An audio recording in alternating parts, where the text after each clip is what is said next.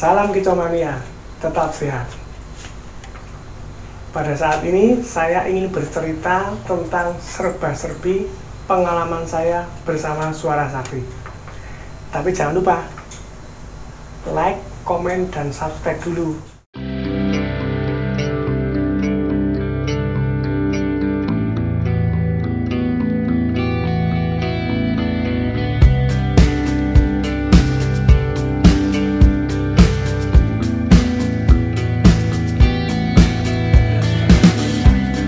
Ada 4 hal yang akan saya ceritakan bersama Suara Sakti. Sebetulnya banyak yang saya rasakan bersama Suara Sakti.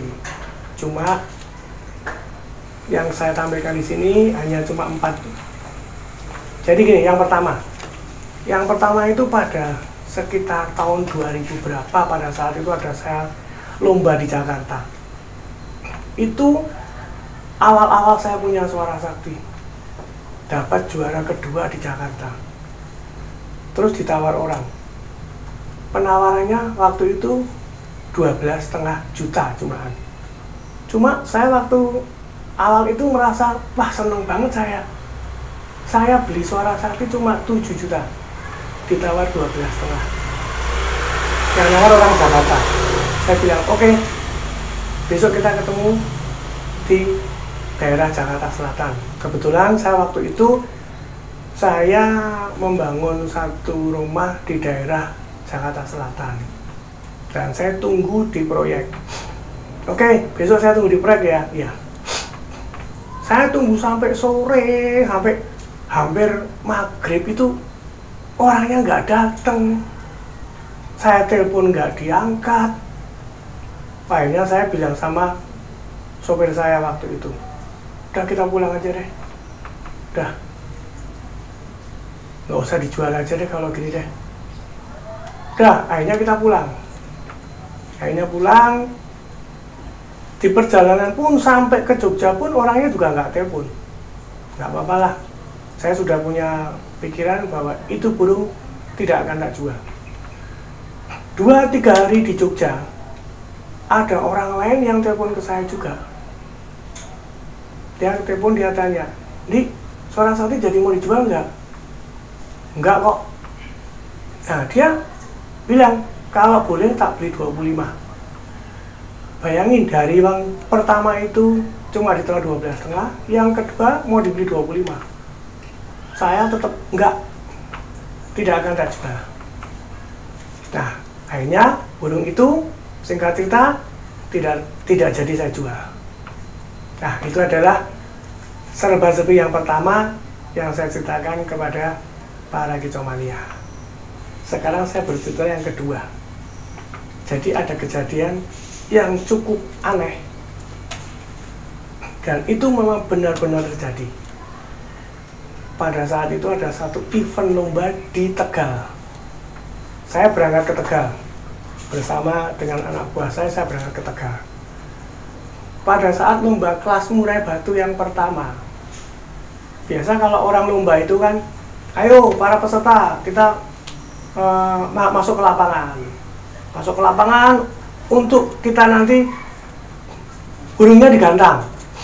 Tapi kan biasa orang di dalam lapangan itu kan gantangnya lama, tunggu-tungguan, itu sudah biasa, tunggu-tungguan.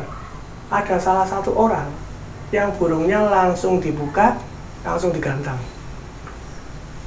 Awal mula itu burung mengeluarkan lagu tembakan cililin, diulang-ulang.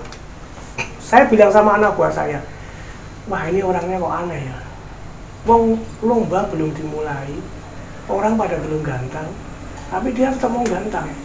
Saya bilang ke dia gini, paling nanti kalau semua burung sudah digantang, itu burungnya pasti sudah nggak nembak. Nah, singkat cerita, semua digantang. Burung itu tidak nembak cililin. Sudah tidak nembak cililin. Memang betul dia tidak nembak cililin. Tapi dia nembaknya ganti-ganti. Cucak jenggot, kenari, apa nembaknya ganti-ganti. Sampai akhirnya selesai. Pada saat selesai itu, burung itu mendapat juara 1 dan Suara Sakti waktu itu mendapat juara 2. Saya langsung tanya sama yang orang sekitar situ, punya siapa ini? Oh itu punya itu Pak, itu Intel. Ya udah, ada teman saya yang bilang, saya tanyain ya kalau mau beli ya. Saya bilang nggak usah lah, saya akan tanya sendiri. Saya deketin orang itu, saya kenalan, saya tanya ke dia, Mas, ini burungnya ya? Oh iya, ada rencana dijual. Oh ada. Minta berapa Mas? Saya minta 75 juta. Wah, saya bilang mahal banget burungnya 75 juta. Ya buktinya kan tapi bagus. Oh saya juga juara 1. Saya bilang, waduh enggak deh Mas. Coba sekarang situ berani nawar berapa? Saya hanya bilang, saya nawar 25 juta. Udah mentok. Nggak boleh. Terus di belakang saya ada orang yang nawar. Dia nawar sampai 50 juta. Dan itu juga dia tidak boleh. Nah, singkat cerita, di main yang kedua, murai batu yang kedua, itu orang sudah pulang. Dan saya ngelombain Suara Sakti akhirnya juara 1. Setelah selesai, saya mau pulang, saya ditelepon sama orang itu. Nah, orang itu namanya Pak Andy, orang dari Tegal, Intel. Dia telepon saya, Pak Andi, kita ketemu yuk. Saya bilang, ngapain kita ketemu Pak? Harganya juga nggak boleh kok.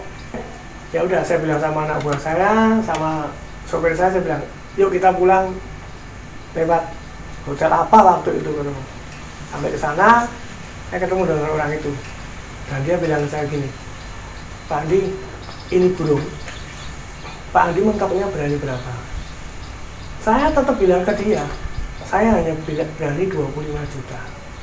Terus dia bilang gini, saya mulai dapat burung ini, dan burung ini mulai jadi konser, jadi bagus. Saya punya angan-angan, saya kepengen burung ini dibeli sampean. Berapapun tawaran dari Anda, saya sudah berjanji sama diri saya sendiri, mau tak kasih. Saya heran, dan itu kejadian benar-benar nyata.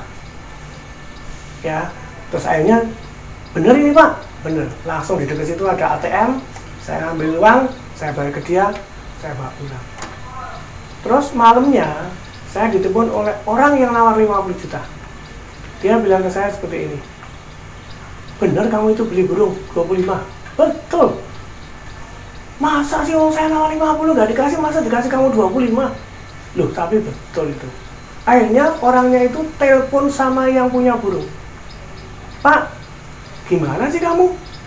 Itu burung sudah tak tawar 50 nggak boleh, kok malah kamu kasih ini ke 25 juta? Dia jawabnya cuma begini orang itu, Pak, ingat ya, yang punya burung itu siapa? Yang punya burung itu kan saya, dia bilang gitu. Jadi terserah saya mau tak kasihin berapa, mau tak kasihin ke orang, mau tak terbangin, mau tak apa, itu kan hak saya. Nah, itu cerita yang kedua ya. Jadi istilahnya saya merasakan benar-benar aneh ya. Ada orang yang punya pikiran, dari mulai dia punya burung, dia punya pikiran pengen burung itu nanti kalau sudah menjadi juara, saya nawar berapapun mau dikasihkan ke saya, tergantung tawaran saya. Belum pernah saya merasakan hal seperti itu. Dan akhirnya saya berhubungan baik dengan orang itu, tapi akhirnya sekarang orang itu mungkin sudah pindah ke luar pulau. Dan pas kapan dia pernah datang ke Jogja, dia ngelihat sangkar saya, dan dia kepengen punya sangkar saya juga tak kasihin ke dia aja. Kamu kepengen, ini bawa pulang. Nah itulah cerita yang kedua tentang serba sepi bersama Suara Sakti.